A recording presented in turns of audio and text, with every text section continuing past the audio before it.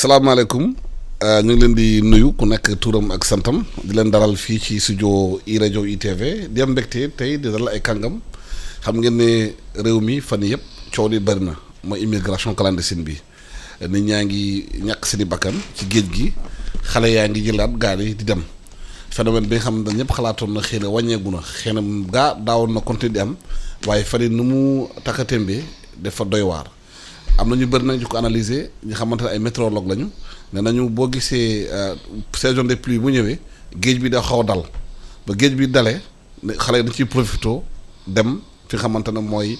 îles Canaries dem Espagne yore ay gaal yu bëri ñëpp gis nañu image yi ci maanaam ci réseaux sociaux yi ci télévision yi xale yi dañuy demee ak tamit explosion bi amoon keroog ba xale yi yenn ñàkk seen i bakkan. loolu moo tax te ñoo mbégte di dalal ministre de la jeunesse Néné Fatoumata Tall ak kii di madame Diora Ndiaye nekkoon directrice adjointe OIM nekk tey présidente alliance pour le développement et leadership bi nga xamante ne pour la migration noonu la madame. noonu la. waaw ñu leen di gërëm di leen sant di leen dalal Néné Fatoumata Tall lan mu mun a expliquer phénomène immigration clandestine mi surtout fan yi nu mu gën a taxarmaase. jërëjëf Alassane maa ngi lay nuyu bu baax di la gërëm ci invitation bi. di nuyu également madame la ministre Diora Ndiaye di am mbégte bu baax a baax bokk ak moom plateau bi c'est un honneur pour moi parce que dañu ko daan suivre nekk xale mu nekk koo xamante ne ni en tout cas référence la pour képp kuy jigéen di def politique wala nga nekk di liggéey ci mbiru état donc ñu kontaan bu baax bokk ak moom plateau bi Alassane bala may dugg ci question bi déjà danga may ma incliné wu devant la mémoire des jeunes yi nga xamante ni ñàkk nañu seen bakkan mu nekk mbir mu tiis ñu jaale seen ay famille également ñaanal leen yàlla mu xare àjjana ñaan yàlla également jéye bu mel ni yam fi parce que lu métti la waaw phénomène bi mën nañu wax ni d'abord du phénomène bu bees malheureusement dañu juddu fekk ko fi di màggaale ak moom di kii muy gën di avancer et jàpp naa ni dafay évoluer selon la conjoncture ak situation bi nga xamante ni moom nañu dund d'abord jàpp naa ni li koy indi comme cause bokk na ci manque d'information bi nga xamante ni ndaw ñi am nañ ko d'abord ci type de voyage bi ensuite ci réew bi nga xamante ni moom la ndaw bi jëm parce que souvent dañ leen di jaay la nga xamante ni amul ci dëkk yi nga xamante ni moom nañu jëm comme destination type de voyage bi boo ko déggee ñi nga xamante ni ñooy organiser voyage yooyu nga xamante ni voyage suicidaire laa ko tuddee ñu ci bari duñu dem mooy ñi ñu tuddee passeurs yi malheureusement dañuy jël enrichir ci doowu xale yooyu te ba pare ñoom duñu jël risque boobu donc loolu ci cause yi la bokk leneen li tam mooy wax naa ko sànq Eldorado bi nga xamante ni jaay nañ leen ko ci Europe te amu fa parce que tey surtout période bi ñu toll mën nañu wax ni taux de chômage bi dafa yéeg foofu kon bu fekkee ni chômage rek nañuy wax chômage bu fekkee ni moom nañu jël comme explication warul tax ndaw ñi di dem di tenter aventure boobu d'autant plus que ñi nga xamante ni nii ñu ci ëpp ñi ngi dem la plupart dañuy bàyyi fi seen liggéey ñenn ñi dañuy tëj boutique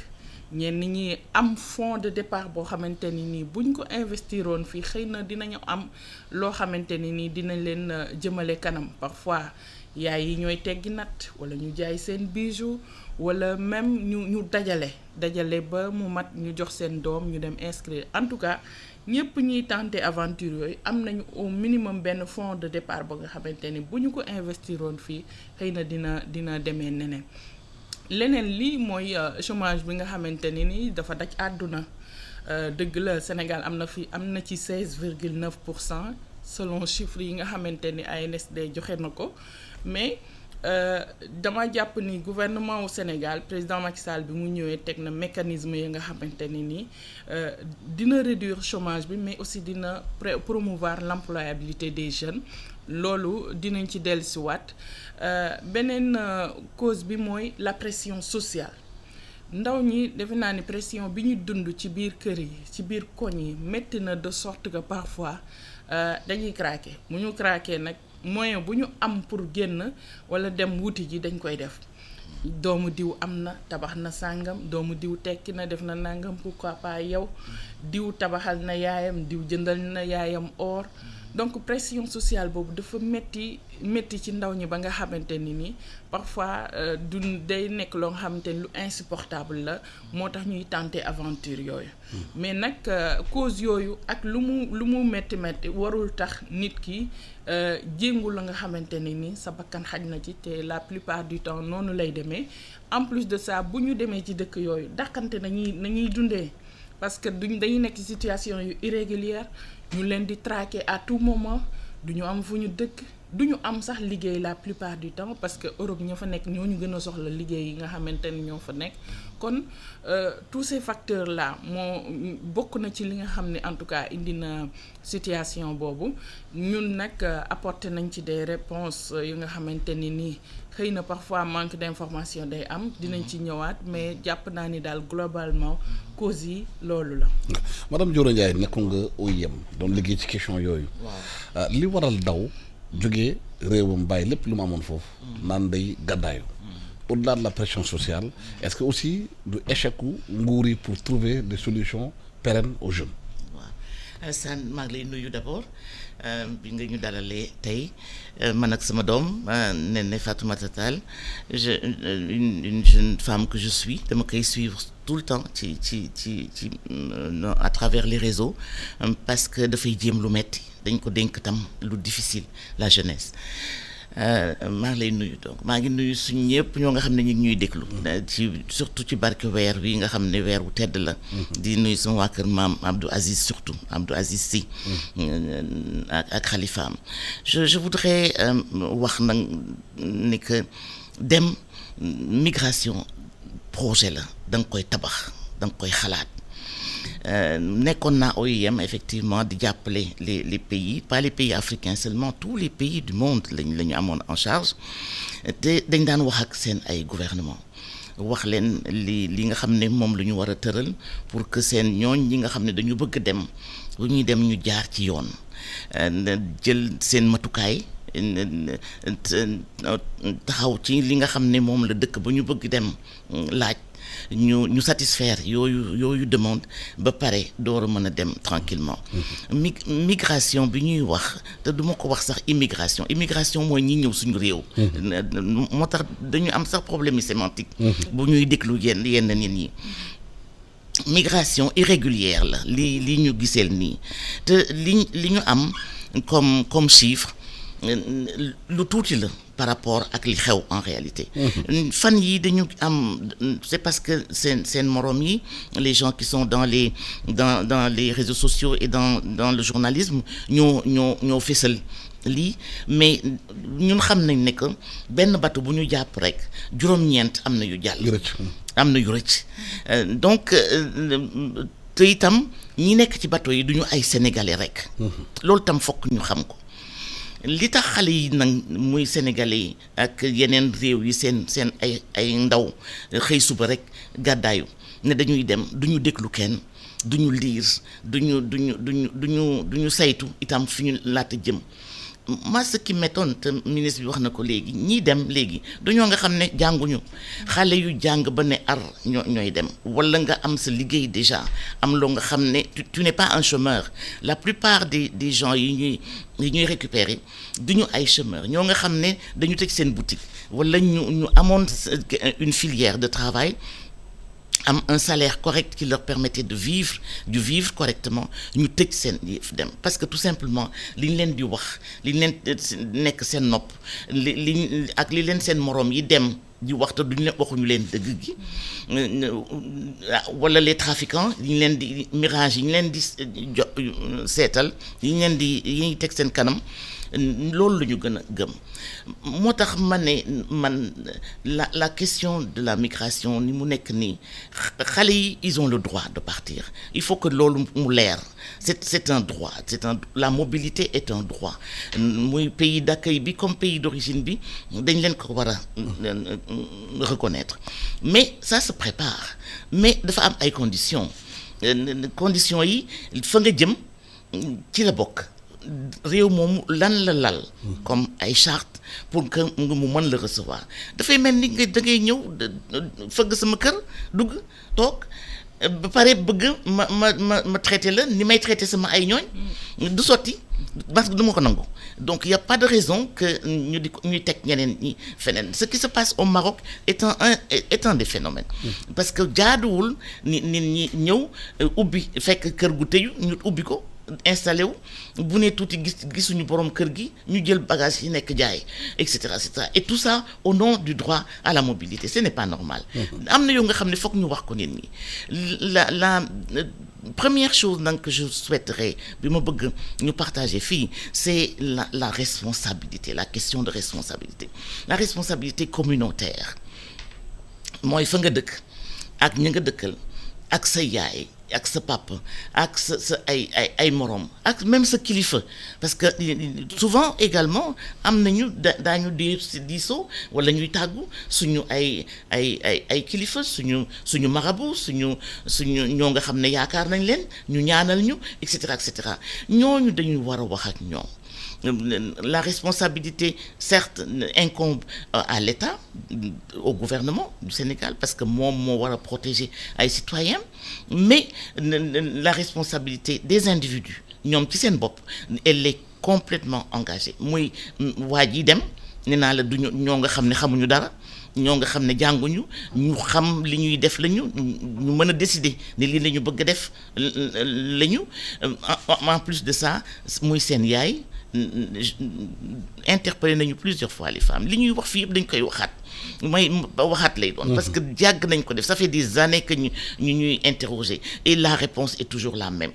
il faut beaucoup de sensibilisation il faut une grande éducation éduquer ce peuple éduquer cette population ba nga xam ne bu ñu bëggee yootu dara daañu xam ne ci conditions yi lañ ko mën a yootoo en bonne et due forme bu dul loolu ay rëq-rëq rek lay indi te itam c'est très facile que ñu ne yow c'est ta faute wala sama faute la wala faute keneen la ce n'est pas ça le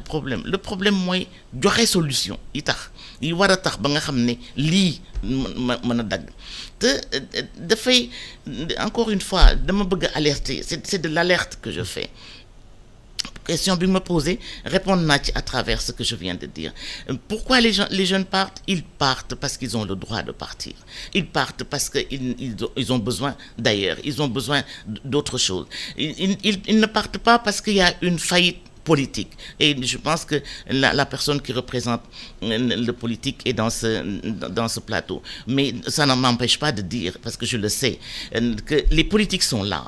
Mais politique, dafa fekk dafa am un problème. Effectivement, boo bëgg résoudre. Boo amul problème doo teg politique. Donc le fait qu'il y ait des politiques pour adresser yooyu problème, ça veut dire que ñi ngi koy toppatoo. Mais pensez à la croissance démographique.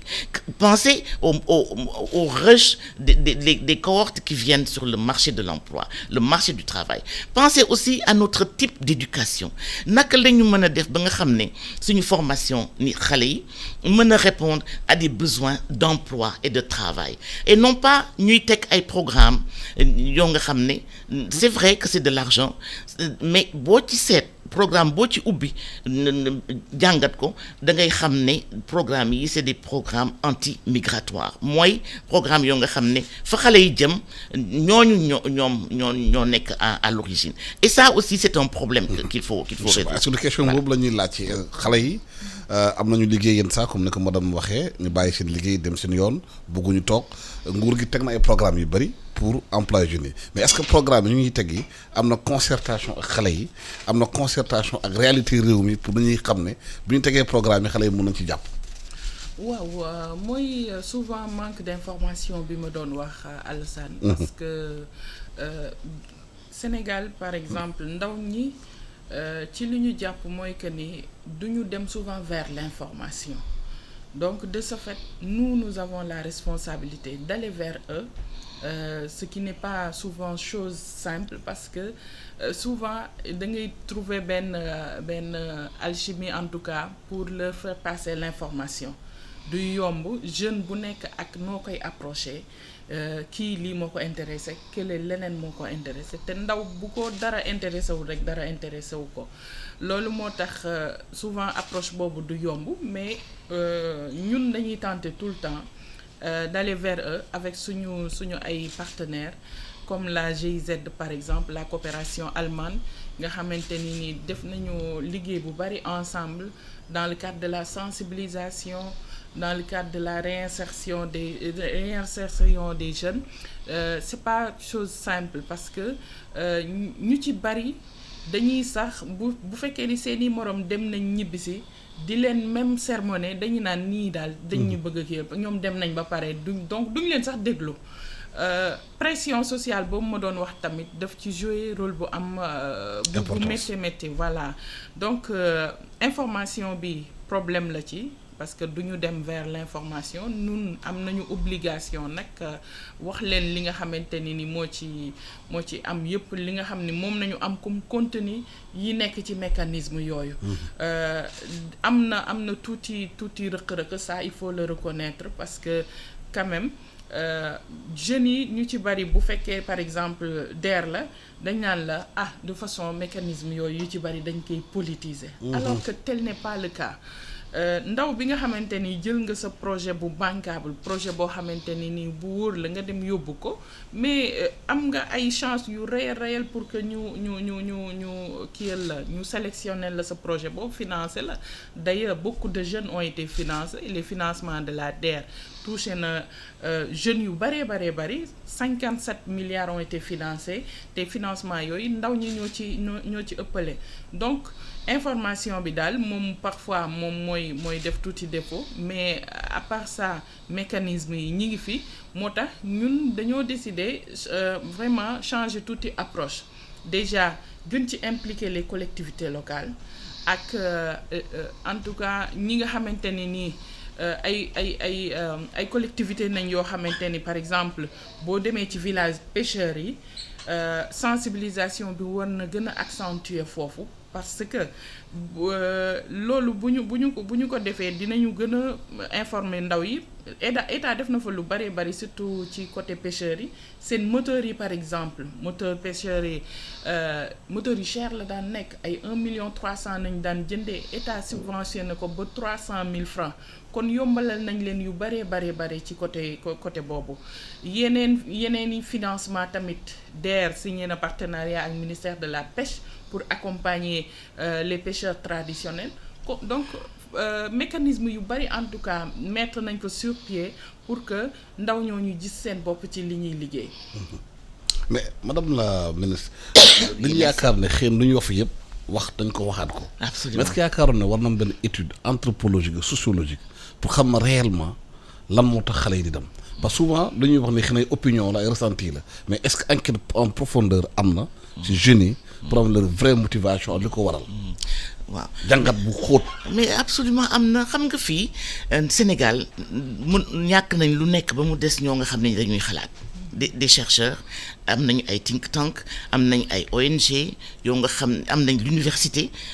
toutes les universités d'ailleurs en particulier l'université de Dakar la section de l'IFAN mais également l'UGB à Saint-Louis dañ ñoom ak ay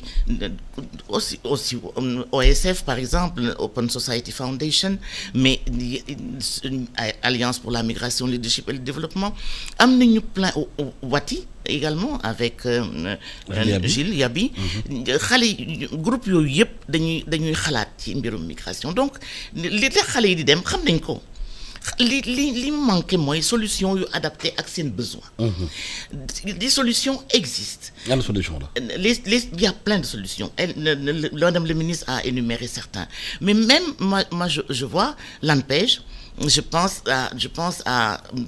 la DER, on en a parlé, mais il y a beaucoup de structures dans le cadre des programmes mis en place par le gouvernement yoo nga xam ne am na ci ay wàll yoo nga xam ne mën nañu répondre. mais xale yi bu ñu xalaatee du ñu dem ci projet yooyu parce que projet politique la. waaw ndax ñu koy diriger ay politiciens lañu. xalaatu politique la bu ñu demee foofu bu fekkee bokkuma parti au pouvoir. de coalition su ñu fa demee. amul benn chance de financer. tout à fait loolu xale yi mën nañu xam lu mun a freiner. ñoom seen maanaam seen envie dem ci projet yooyu. mais loolu tam na gouvernement moo ko war a dindi bu ñu la tuumaalee da ngay def tout pour dindi loolu c'est au tenant du pouvoir de leur démontrer que ce n'est pas possible, ce n'est pas vrai, en leur donnant jox leen des exemples wala teg seen kanam wala mettre leen en contact avec des gens yoo nga xam ne politique taxu leen a jóg développement moo leen tax a jóg te ñu ngay liggéey te ñu ngi leen di dimbali. Donc il y a ñàkk xam amul, c'est pas possible, on sait pourquoi les jeunes partent. Seulement, comme je l'ai dit tout à l'heure très rapidement, solution yoo nga xam ne dafa adapté aux besoins d'emploi de ces jeunes. Xam nga suñu réew mi am na ñu bare ñu jàng xale yi comme li ñu ko wax xale yi dem léegi ñoom ñu bare dañu jàng mais li ñu jàng ak li leen di offrir dafa dëppoowul souvent distance boobu dafa laaj une transformation de ce que la personne du profil. maanaam marché de l'emploi bi lu mu soxla. ak li ñuy jàng ci école yi. du benn ce n'est pas possible mënoo génn jàng rek am liggéey la preuve. ñi ngi fii am plein de diplômés qui sont encore chômeurs mais loolu gouvernement bi wax na ko adressé ne que xale yi c'est vrai il faut les informer jox leen information bi mais jox leen aussi njumtukaay boo nga xam ne mën nañu transformer à condition que xale yi bëgg ko ça aussi je dama koy lire souvent dans les journaux les jeunes disent mais liñ ma proposé ça ne me convient pas ndax man lii laa jàng te lii mënul tax ba ma yegsi dans ce marché de l'emploi là il faut leur donner une plateforme de transformation pour que ñu mën a wëlbati seen profil pour mu mën a gën a correspondre à ce que le marché de l'emploi offre et il y a tellement de possibilités mais alors tout le temps ngay la ñuy gis les offres d'emploi mais tout le temps également yaa ngi gis en face xale yi di wax naan amuñu liggéey mais pour répondre à votre question Alassane on sait pourquoi les jeunes partent les causes toutes les études anthropologiques sociologiques économiques elles sont là elles ont été faites par ay kàngam yoo nga xam ne fii lañ dëkk ay africains lañu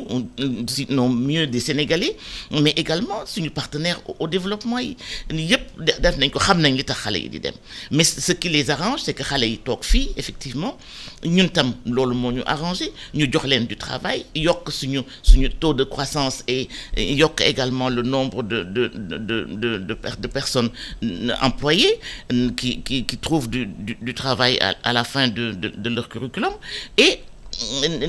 lii moo ñu arrangé mais on n'y arrive pas il y a un problème c'est pour ça que je dis la question de la sensibilisation de l'information et de l'éducation est clé c'est comme il faut éduquer les gens pour que ñu mën a conformer wu à la conjoncture actuelle bi lu mu laaj mooy nga jàng nga am mën liggéey la nga jàng nga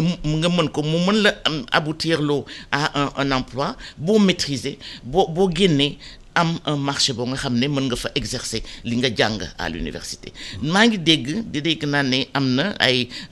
on a des balbutiements parce que dem nañ un moment ànd avec monsieur le président de la République en Suisse et on a vu ce système de formation emploi puis il faut l'adapter au Sénégal oui je sais que c'est en train d'être fait mais il faut donner le temps aussi aux gens d'exercer ce qu'ils essaient de faire pour résoudre les problèmes. Il y a un problème, il y a des solutions et les solutions sont là mais mettre les ensemble c'est ça le souci que moi j'ai quand j'observe tout le contexte économique sénégalais et ce n'est pas possible de dire et ce n'est pas non plus correct de dire que le gouvernement n'a rien fait. Le gouvernement fait énormément. Je vous dis moi quand j'ouvre les programmes du PSE en particulier on a 1001 endroits 1001 niches yoo nga xam ne on peut agripper des jeunes pour que ñu mën a trouver de quoi vivre et de quoi vivre décemment mais moi je veux alerter l'opinion Samba parce que il y a c'est dramatique de voir autant de jeunes partir ñu xam ne que manifestement on les perd et c'est pas des gens qui sont bêtes ils sont pas bêtes, ils sont intelligents parce que jàng nañu am nañu xam-xam am nañu seen lijaasa ils ont une famille, mais il faut qu'on parle et qu'on dise la vérité aux gens. Fa ñu jëm nit ñi bëgguñu leen nañu fa mën a nañu fay ñëwee. Il faut le dire. Ce n'est pas très politique de ma part, ce n'est pas non plus très très sympathique de ma part, j'en suis convaincu, mais c'est la vérité. Parce que il faut dire aux gens li xew de l'autre côté de la mer. Déjà le fait que rek ñu yett gaal fii avec les conditions d'insalubrité que vous voyez ci gaal gi nga dugg ci tant bien que mal boo yeggee heureusement muy xayrun bu fekkee ne yegguloo tu as 1000 chances en tout cas de ne pas arriver. sa yaay di ko gis ngeen di ko préparer dans le village ou dans le quartier kenn mënu ma wax ne kenn duñ ko yëg. Pourtant la police est là, la gendarmerie est là, mais les parents ñooy nëbb ñooy tere que force de l'ordre yooyu def seen liggéey correctement, parce que ñooñu buñ ko xamoon duñ leen bàyyi ñu yeggale. Et il faut donc aller d'un cran. Moi je crois que il faut certainement sévir, il faut sanctionner et surtout ne pas tergiverser avec les trafiquants, surtout buñ leen jàppee. Il faut être radical avec ces gens-là, parce que nii la ñu def ba dans d'autres continents aussi, puisque on parle de l'OIM, dans d'autres continents noonu la ñu def. On a des stratégies, il y a des choses yoo nga xam, des mécanismes yoo nga xam ne boo ko tegee à condition que ñi ngay waxal jàng ko, à condition que ñi ngay waxal mën la dégg, d'accord aussi ci déglu la boo ko tegee les trafiquants daañu wàññi bu baax seen doole. Mais c'est un phénomène rampant, c'est un phénomène extraordinaire que l'on voit arriver dans notre pays, et il est de notre devoir à tous que nous soyons responsables d'un programme ou autre chose, tout simplement parce que nous sommes des êtres humains, nous sommes des pères et des mères de famille. Il faut dire le holà et arrêter ce système-là. Et ne pas tergiverser, dire aux jeunes la vérité. C'est là où ils vont, il y a un problème de comportement, il y a un problème de culture, il y a un problème d'éducation, il y a un problème de langue, etc. Il y a un prérequis à une migration que l'on veut réussir. Mais sinon, terme yu ñu la wax rek, même bu fekkee ne bu ñu la koy wax dañ lay saaga en même temps, parce que l'immigration clandestine, c'est comme ça que moi je la reçois. Je la reçois au visage avec énormément de peine et de douleur, et je trouve que c'est inadmissible. Du ma nangu ku ma ko wax, ku ma ko kenn wax. Mais est-ce que yaakaar na nguur gi war na mun a renforcer employabilité des jeunes? Parce que nit ñeen saa dañuy wut emploi, xëy na bu emploi bu ñu bëgg duñ ci mun adapté wu te tamit créer aussi condition de l'industrialisation. Produit yi am Sénégal fii la ñu koy exporter brut, ñu koy transformer sur place, créer une chaîne de valeur, xale yi mun a am fu ñu jàpp. waaw Alassane, dëgg la employabilité des jeunes lépp lu ci def doyul, mais il faut également reconnaître que d'énormes efforts ont été faits. Bu ma jëlee rek ci li ñuy wax formation, président Macky Sall bi mu ñëwee dafa constater ni am na benn genre inadaptation entre l'offre de formation ak li nga xamante ni moo nekk ci marché emploi bi. Jeunes yi dañu amoon problème mu employabilité, mu ne nañu renforcer formation ndaw ñi. Ci loolu la renforcer déjà budget formation professionnelle, parce que bi ñuy ñëw en 2012 le budget était de 24 milliards. On l'a mené à 78 milliards bi ñu excès. Les centres de formation, c'est la même chose, 71 centres nañ ci fekk, on l'a amené à 120 actuellement, et ren en 2020 13 centres dinañ ko inaugurer pour ñi nga xamante ne ni mooy centres yi nga xamante ni moom nañu prévoir dans les 45 départements. Donc ay efforts yu mag a mag def nañ ko sur le plan de l'employabilité des jeunes. Et pour ñëwaat ci li nga doon wax dans le domaine de l'industrie également, le projet des agropoles, jàpp naa ni projet bu mag la ba nga xamante ni nii niche d'emploi la, parce que boo jëlee li ñuy wax par exemple agropole sud bi nga xamante ni dafa couvrir Kolda, Sédhiou ak Ziguinchor, li mu visé mooy 105 000 emplois foofu ci zone sud bi donc il y a des perspectives et am na yu nga xamante ni tamit mi ngi am ci court terme bi actuellement parce que situation bi bu ñu ñëwee président il a compris que am na lu nga xamante ni daar nañ ko war a régler ci la DER ñëw ci la def rationalisation ci service yi nga xamante ni mooy yëngu ci mbiru emploi ak employabilité def fusion wu agence yi teg ANPEJ loolu moo ko indi mais bu DER weesoo am na FONGIP tamit fonds de garantie te fonds yooyu ndaw yi lu ci bari dañ koy réere mbir en tout cas information bi ñu ci war a am pour utiliser ko ni ñu ko war a utiliser egsiwul parce que j'ai fait le tour du pays mais boo toogee di échanger ak ndaw ñi bon am na ci mécanisme yoo nga xamante ni souvent yow yaa leen koy découvrir. ñoo xamuñu ko. voilà souvent yow yaa leen mais est-ce que organisme yooyu ñoo war a def effort. dem ci jeunes yi expliquer la ñuy def FONGIP. ANPEJ ñoo war a jël seen matuwaay. def communication. dem ci xale yi xamal leen lii pour yéen la. lii la parce que bu ñu ko defulee xale dañu yaakaar ne boo nekkulee parti au pouvoir rek ou bien coalition bi amoo droit accès au financement yooyu. waaw dañuy renforcer mais def nañ ci ay efforts yu mag a mag xam nga mentalité boobu dafa xaw a sociologique ci Sénégal dañ ko xaw a ancré ci bopp yi ba nga xamante ni te avant même sax mën na nekk ni avant sax nekkul woon réalité bi mais dañ ko jàpp de sorte que fi mu ne nii dañ ko def loo nga xamante ni dafa mel ni lu dëkk la ci Sénégal alors que tel n'est pas le cas parfois même jeunes politiques yi da ngay leen di gis ñuy kaas ñun dañuy yàgg ci parti bi yàgg ci coalition bi sonn mais bu financement ñëwee duñ ñu xalaat affaire yooyu donc jeunesse politique bi dafay kaas loolu kon bu jeunesse politique bi di kaas loolu beneen jeunesse bi di wax ni ñoom tamit jeunesse politique bi nañ ko jox am na tuuti incompréhension ñoom ñoom ñëpp d'ailleurs parce que ay jeunes Sénégal lañ amul distinction kii politique la wala nangam ñoom ñëpp ñoo am droit am xëy am loo xamante ni moom nañuy suturloo donc ñoom ñëpp ñoo war a dem vers l'information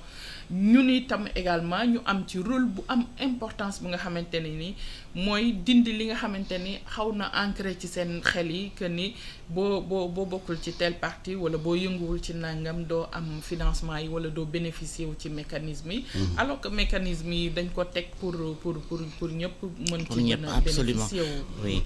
mais bu ñu xoolee sur le madame terrain la ministre me permet rek pour si bu fekkoon ne bu ñu mënoon am rek pour aider un peu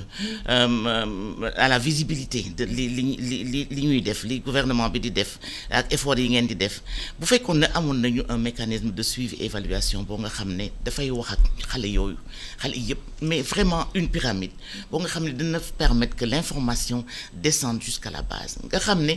chaque semaine ou chaque mois parce que on a assez de personnel pour cela dans les différents programmes et projets chaque semaine ou chaque mois il y ait une matrice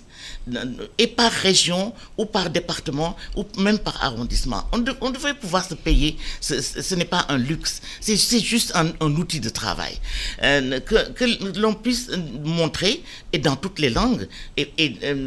dans tous ces différents endroits-là, qu'est-ce qui a été fait? Bonne semence lañ fa def. Qu'est-ce que les différents projets ont apporté? Quelles solutions ont été apportées à tel ou tel programme ou telle interrogation des jeunes dans tel endroit. Je crois que loolu itam on est d'accord avec vous que c'est l'État qui devrait descendre davantage vers la communauté et vers la population et ça manque. Ça manque. Ça c'est une solution. Parlez aux jeunes, dites-leur c'est ceux qui disent que c'est politisé. Très bien, démontrez-leur que ce n'est pas politisé. Et ça c'est tous les jours que vous pouvez le faire si ça se fait réellement. Mais bu ñu xoolee sur le terrain. De façon concrète. fii ci Dakar déjà. ñu bari ñuy def les petits boulots du ñu ay sénégalais de souche. ay jeunes sous-région ñooy ñëw fii. di liggéey. suma mbokk guinéen yi Guinée-Bissau boo demee dans le delta aussi. xale yi fay liggéey ay jeunes Bissau guinéen. jeunes maliens ñu nekk ci tool yi di liggéey. li waral jeune sénégalais bugguñu def liggéey boobu. oui. Mais parce que ils ont le luxe de ne pas vouloir faire ça. Ça aussi, c'est un choix. C'est un choix de vie. Mais nañ def l'effort pour accéder à d'autres. bu fekkee ne li ñu leen offrir li nga xam ne moom la seen territoire bi ñu nekk am comme ressource teg ko à leur disposition bëgguñu loolu mais nañ loolu tax ma ne c'est une question de responsabilité. Il y a des choix yoo nga xam ne boo ko defee da ngay assumer les conséquences. Donc bu ñu amee un certain type d'emploi qui est accessible et que l'on peut mettre à leur disposition ñu ne ñoom bëgguñu loolu lii la ñu bëgg mën nañ def effort ba mën a am ci leneen te ñu bàyyi ñi nga xam ne ñoom lii ñuy offrir mën nañ ko amee ñu amee ko te ñu organiser aussi loolu. C'est vrai qu'il y a beaucoup de personnes de population de la sous-région yu nekk fii yoo nga xam ne dañu monopoliser, c'est même un monopole, dañu monopoliser un secteur. non dañ ko nangu liggéey. ñoom ñoo nangu liggéey loolu xëy na. waaw ils mettent également l'effort qu'il faut pour am te dañ ci am xaalis dañ ci am alal. Mais je veux dire que ñun tam parce que on est l'État et c'est nous qui organisons, on devrait organiser cela li ma wax mooy waruñu ko bàyyi même su fekkee ne ñoom ñoo ko bëgg def ko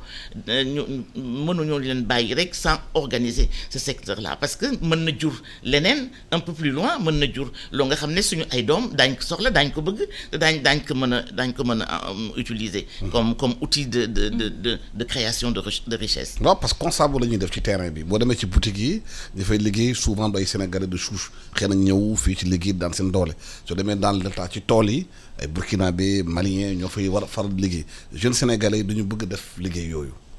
parce que premier ministre Mahammed Boun Abdallah Dionne benn jour dafa dem fale domaine industriel Diamniadio constat bi ñu fa def ouvrier yi fa gën a bëri c'est des gens qui viennent de la sous-région amul sénégalais yi xamante ne yu bëri yi fay liggéey ci ouvrier yi parce que sénégalais yi xëy na yu bëri bëgguñu def dañu considérer ñoom sénégalais yi ay boulot yu ndaw. waaw Alassane ba damay tontu ci loolu rek damay revenir un peu si madame le ministre bi doon wax c'est tellement important. Parce que bu ñu man li mu wax noonu mutualisation des efforts laa koy tuddee c'est ce que le président de la République a tellement compris que là il y a même pas 15 jours daf ñu réunir ñun ñi nga xamante ni ñooy yëngu ci mbiru financement employabilité et autres ministère de la jeunesse, ministère de la microfinance, ministère de la femme, la DER ak ministère de l'emploi pour que ñu liggéey ci mutualiser suñu ay efforts parce que y a des jeunes qui sont tellement intelligents que dinañ recevoir financement DER dinañ recevoir financement microfinance pendant ce temps d'autres mënuñu am sax benn financement donc suñu defee une sorte de guichet unique mutualiser effort yooyu dina am plus d'efficience ci suñu mécanisme yooyu nga xamante ni moom nañu teg moo tax li mu wax am na solo donc on est en train de dérouler une stratégie ba nga xamante ne ni président de la République moo ñu guider vers cette direction li nga wax c'est tellement important la dernière fois bi ñu parce que ndaw yi bu ñu bañee am na liggéey yu ñuy bañ fii mais yu pire nañuy nangu fële voilà tey koo ci ne utal naa la benn parcelle de terre pour que nga bay fa dina du en tout cas nangoom dina jafe lool mais soo nee Espagne mi ngi recruter pour ñu dem bay ji wala ñu dem witti ji ay pop mais yaa naa ñoo xamante ni sax ci ay bureau na ñuy jóge ñëw postuler voilà ñun on a tenté mais li waral loolu est-ce que regard social bi Sénégal moo tax xale yi bëgg def liggéey boobu parce que bu ñu nekkee seen réew di liggéey xëy na seen dëkkandoo dañ di xeeb ci loolu mooy pression sociale bi ma la doon wax sax parce que stigmatisation dafa doy waar fii ci Sénégal xeetu liggéey dinañ ko stigmatiser xeet ci boppam déjà sax dañuy stigmatiser moo tax changement mentalité dafa am solo fii nii Europe loolu dépassé nañ ko presque ñu riche ñu bari ay agriculteurs nañ yor benn ay chaîne de valeur yu nga xamante ni moom nañuy développer pour que seen richesse augmente tey am na ci ndaw ñoo nga xamante ni nii mais la plupart du temps nag bu fekkee ni postuler nañ tamit bu ñu demee dañuy daw ci champs yi dañuy daw. Nous on a tenté l'aventure récemment l'Espagne sollicité woon nañu pour ay ndaw ñu on a fait une sélection lancé bi ndaw ñi ñëw postuler certains dañu ñëw def seen liggéey correctement bi seen temps jeexee ñu ñibbisi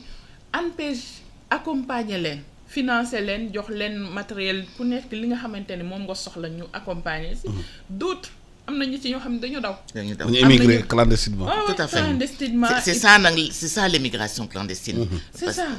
am na ñoo xamante ni ci guichet enregistrement aéroport nañuy rocceeku nànk daal di daw dem. donc loo xamante ni la dafa ancré ci seen mentalité ba nga xam ni dafa nekk lu jafee dindi mais ñun duñ ci découragé parce que jàpp nañ ni ndawu Sénégal place am Sénégal la mu liggéey fi tekk fi màggee fi teral ay waajuram comme niñ koy faree di wax mais am ambition teral sa waajur ça ne veut pas dire que ne da nga war a dem tenter l'impossible parce que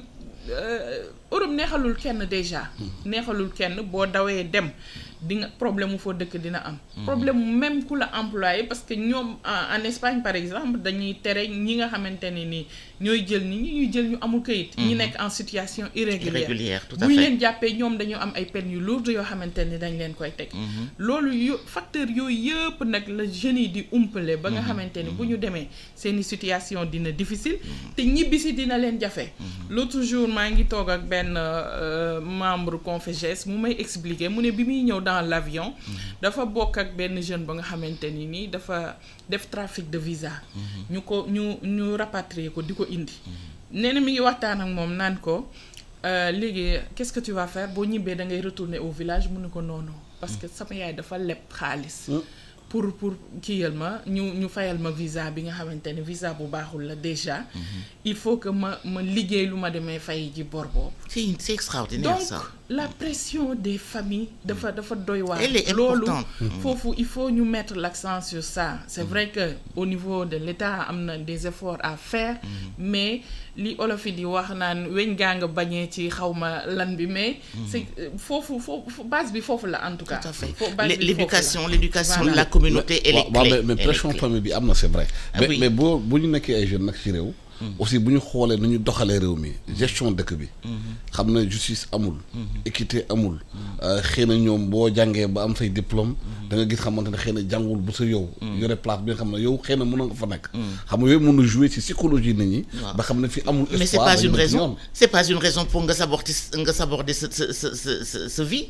C'est pas une raison. C'est pas parce que ni ñi di doxalee ça ne me convient pas parce que il y a un manque dans la justice, il y a un manque dans la gouvernance. L'équité dans la gestion du pays mais- par rapport à toutes les couches de la population. Oui. dina xëy na pousse ndaw yi ba naan man bu fi nekkee de dinaa toog nii rek kenn du ma faale mun naa am 40 ans 45 ans du musi liggéey.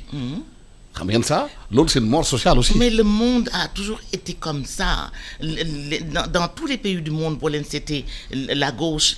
les politiques de gauche et les politiques de droite. Mais non, ça a toujours été comme cela. Les gens de gauche ont toujours dit que les gens de droite digéraient le pays où les pays ne leur convenaient pas. Et ils se sont organisés et ils se sont battus pour arriver au pouvoir. Au pouvoir aussi, vous avez vu ce qui s'est passé, etc. C'est le monde qui est fait ainsi. Man, ce que je ne comprends pas, c'est que loolu xew yow nga màgg ñu jàngal la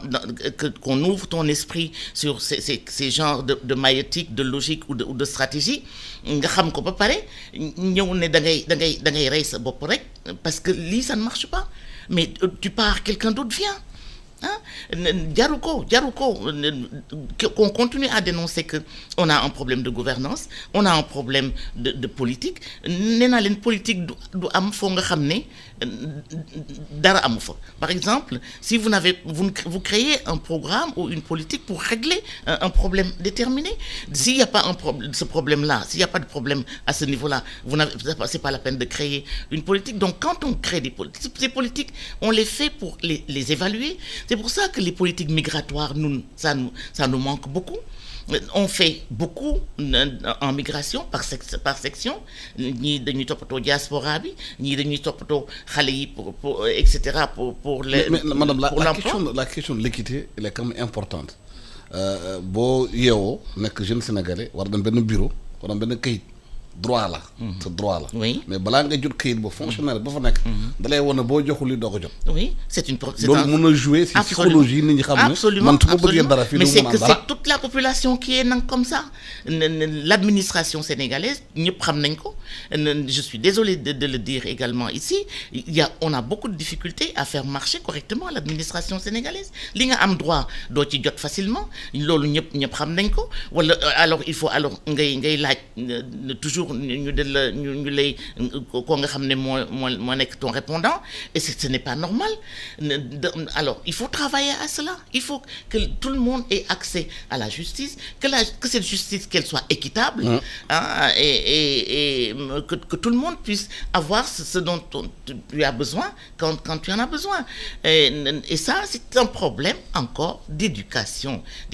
Il faut éduquer nos gens, et quel que soit le niveau de responsabilité qu'ils ont. Madame la ministre, est-ce que passe droit yi am ci réew mi nit ñi xamante ne ku mu am ndey ku mu amul ndey problème d'équité, d'accès à l'emploi, mettre les gens sur le même pied d'égalité du tax ndaw yenn saa ñoom benn genre psychologie bi naan bu ñu jéemee sax duñu mun a am kon nañuy dem. waaw Alassane foofu nag duma ci d'accord ak yow parce que tout simplement Sénégal bu ñu ko nattee ci climat des affaires bi nga xamante ni climat bu apaisé la mënuñu wax ni facteurs yooyu yëpp nga développé am na fi en tout cas bu fi amee tamit accentué wul de sorte que mën na indi conséquences yi ngay wax parce que président de la République li ñuy wax équité sociale ak équité territoriale dafa nekk la nga xamante ni da koo gëm lool. gëm na ko de sorte que ministère de l'équité territoriale am na fi mais également boo gisee programme sociaux yi nga xamante ni mettre na ko sur pied nga xam ni kii équité sociale daf ko ñor lu mel ni bourse de sécurité familiale,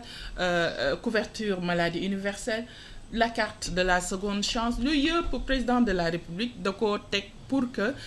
li nga xamante ni moom ngay wax équité sociale équité territoriale. Est-ce que moom est-ce que loolu laal la ndaw yooyu nekk ci suuf xam nga souvent information kon di ko waxee mën na ñëw egg fenn waaye est-ce que egg na fi nga xamante ne ñi ko jegleel ñoom jot nañ ci. loolu forcément day laal ndaw ñi parce que tout simplement au Sénégal si on dit que nous sommes 16 millions d'habitants 10 millions yi ndaw ñi la donc lépp lu laal famille lépp lu laal ménage yi day toucher carrément ndaw ñi day mënul ñàkk da leen di laal mais nag poids démographique gu ndaw ñi dafay jouer lu bari ci facteurs yi nga xamante ni moom nañ fi dégager tout à l'heure mais quand on parle d'équité sociale justice sociale yooyu yëpp réalité la fii ci Sénégal bu Sénégal di attirer ay investisseurs di Sénégal di am climat des affaires apaisé loolu defe naa ne rôle bu am solo la ci jouer donc je pense que c'est une réalité au Sénégal. Maintenant il peut y avoir des failles dans l'administration ça on ne peut pas le nier mais loolu loo xamante ni la lu fi yàgg la même su fekkee ni ñi ngi essayer di changer situation boobu mais climat des affaires apaisé équité sociale équité territoriale yooyu yëpp réalité la fi nga xamante ni mooy suñu. Ce que je voulais juste dire pour cette histoire d'équité et de dispersion des capacités de faire valoir le droit partout dans les services, dans l'économie, dans tous les programmes de développement, y compris dans la vie de tous les jours, y compris dans les familles. Exemple boo yow Ndakaaru te xale yu bëri yore ay charrette di dawal ay charrette fas di dawal te yooyu dañuy jógee ci gox-goxaan yi indaale seen charrette dugal leen seen camion ba fii wàcceeku di liggéey bu fekkee def nañ loolu c'est parce que ñoom fu ñu dëkk dañ fa am fu ñu jàpp ci région yi boo demee région yi néew na région bi ngeen dem Sénégal la gis bi usine bu fay liggéey c'est le désert total xale yi concentré wu Dakar boo ñëwee Ndakaaru xat ñu jël gaal dem.